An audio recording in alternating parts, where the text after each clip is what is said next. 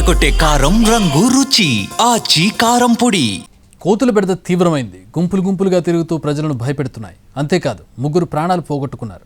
ప్రతి గ్రామంలోనూ వానర బాధితులు కనిపిస్తున్నారు. కొన్ని చోట్ల కర్రలు పట్టుకుని గస్తీ తిరగాల్సి వస్తోంది. ఇది ఉమ్మడి నిజామాబాద్ జిల్లాలో పరిస్థితి.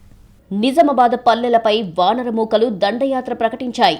గుంపులుగా తిరుగుతూ గ్రామస్తులను భయభ్రాంతులకు గురి చేస్తున్నాయి.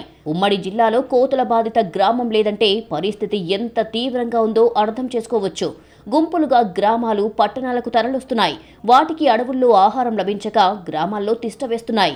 గ్రామస్తులపై దాడి చేయడంతో పాటు ఇళ్లల్లో సామాగ్రిని చిందరవందర చేస్తున్నాయి. కొన్ని గ్రామాల్లో బీభత్సం సృష్టిస్తున్నాయి. ఒంటరిగా వెళితే దాడులకు తెగబడుతున్నాయి. ఇంట్లో డాబాపైకి వెళ్లాలంటే తోడుగా ఓ మనిషి, కర్ర తప్పనిసరిగా కావాల్సిన పరిస్థితి వచ్చింది. ఇటీవలే ఆర్మూరులో కోతుల గుంపు కేజీవీబీ విద్యార్థినిపై దాడికి ప్రయత్నించగా అతడు బిల్డింగ్ మీద నుంచి పడి చనిపోయాడు. 2 ఏళ్ల క్రితం అడవి మామిడిపల్లిలో వాటి నుంచి తప్పించుకోబోయి 2 చిన్నారులు చెరువులో దూకి చనిపోయారు.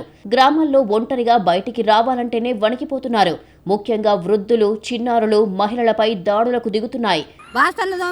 మీద పడుతున్నాయి, బట్టలు ఏంటి మీద కుక్కుతున్నాయి, పిల్లల్ని పంపిస్తే పిల్లలకు కలుస్తున్నాయి.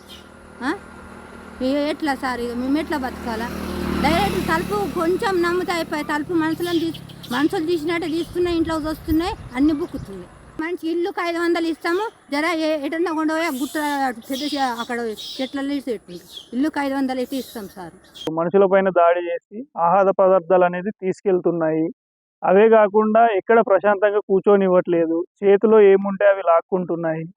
సో ఇలాంటివి కొంచెం అధికారులు ఇవన్నీ దృష్టిలో పెట్టుకొని అలీసాగర్ డెవలప్మెంట్ కోసం అంటే ఇంకా పర్యాటకులను ఆకర్షించడానికి ఈ కోతులని కొంచెం అదుపులో పెట్టాలని మేము విజ్ఞప్తి చేసుకుంటున్నాం సార్. గ్రామాల్లో కోతుల వీరంగంతో విసిగిపోయి వాటిని పట్టుకునేందుకు ఏటా లక్షలు ఖర్చు చేస్తున్నారు.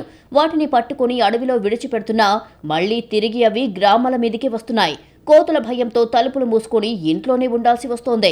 స్కూళ్లలో మిడ్ డే మీల్స్ కూడా విద్యార్థులు ప్రశాంతంగా తినలేకపోతున్నారు. డిచ్పల్లి మండలంలో ఒకప్పుడు దొంగల కోసం రాత్రుళ్లు గస్తీ తిరగ్గా ఇప్పుడు కోతుల భయంతో కర్రలు పట్టుకుని కాపలా కాస్తున్నారు. మరోవైపు కోతుల వల్ల పంటలకు తీవ్ర నష్టం కలుగుతోంది. నారు వేసిన కొన్ని రోజులకే పీకేస్తున్నాయి. పండ్ల తోటల్ని సర్వనాశనం చేస్తున్నాయి. అడవుల్లో కోతులకు సరైన ఆహారం దొరక్కపోవడంతో ఇలా జనారణ్యంలోకి వచ్చి పడుతున్నాయి. నిజామాబాద్ జిల్లా గుమ్మిర్యాలలో ఏకంగా కోతుల బెడద బాధిత సంఘం ఏర్పాటయ్యింది.